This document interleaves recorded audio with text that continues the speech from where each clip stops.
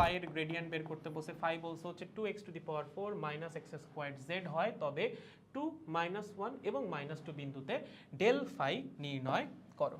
ওকে, তাহলে আসেন আমাদের ফাই কত, ফাই হচ্ছে 2 ডেল ফাই না সরি ন্যাবলা ফাই নির্ণয় করো, মানে গ্রেডিয়েন্ট অফ ফাই নির্ণয় করতে বলছে। 4 মাইনাস এক্স স্কোয়ার জেড আমার লাগবে কি gradient of phi. Okay, grad phi. তাহলে কি করব, একবার হচ্ছে এটাকে এক্স এর, দেখো তুমি চাইলে বিস্তারিত লিখতে পারো, কোনো সমস্যা নেই, তুমি লিখে লিখে করে, আমি জাস্ট দেখাই দিচ্ছি কি করা লাগবে। এটাকে একবার এক্স এর সাপেক্ষে ডিফারেন্সিয়েশন করা লাগবে, পার্শিয়াল ডিফারেন্সিয়েশন করার পর পাশে লিখবা আই ক্যাপ।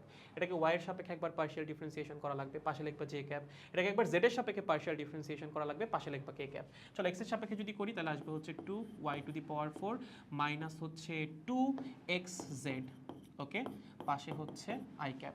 এক্স এর সাপেক্ষে যখন করবো এক্স বাদে বাকি সবাইকে আমরা কনস্ট্যান্ট হিসেবে কনসিডার করব।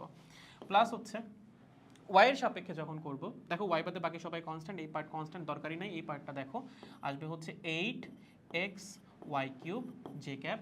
যখন জেড এর সাপেক্ষে করব প্রথম পার্টটা কনস্ট্যান্ট, কারণ জেড নাই, সো এই পার্ট 0 হয়ে যাবে, লাস্টের যে পার্টটা সেটা হবে হচ্ছে minus x square k cap.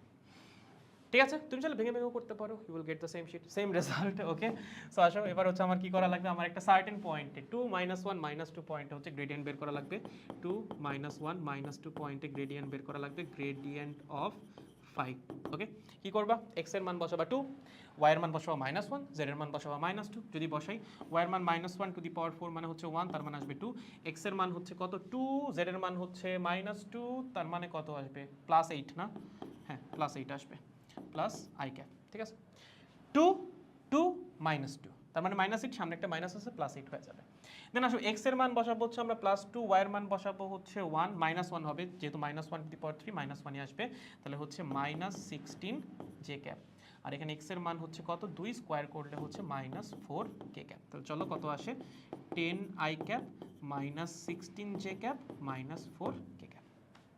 This will be the answer. তার মানে এই পয়েন্টে আমরা যদি এই ভেক্টর বরাবর আগাই তাহলে আমি এই ফাংশনটার ম্যাক্সিমাম রেট অফ চেঞ্জ দেখতে পারবো।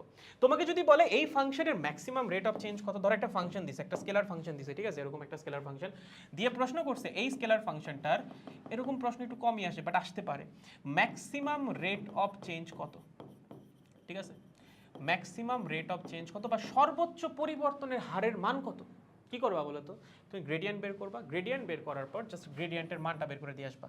গ্রেডিয়েন্ট কত আসছে 10 - 16 4, তাই না, তাহলে রুট ওভার হচ্ছে 10 এর স্কোয়ার 100, 16 এর স্কোয়ার কত 256 না, 16 স্কোয়ার মোস্ট প্রবলি 256, আর 4 এর স্কোয়ার হচ্ছে 16।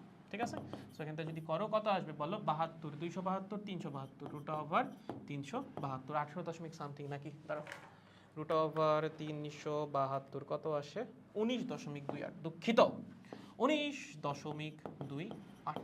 এইটা হচ্ছে ম্যাক্সিমাম রেট অফ চেঞ্জ বা সর্বোচ্চ পরিবর্তনের হার। বুঝছি, সহজ না বলো তো, এগুলো কি কঠিন, পারবা না?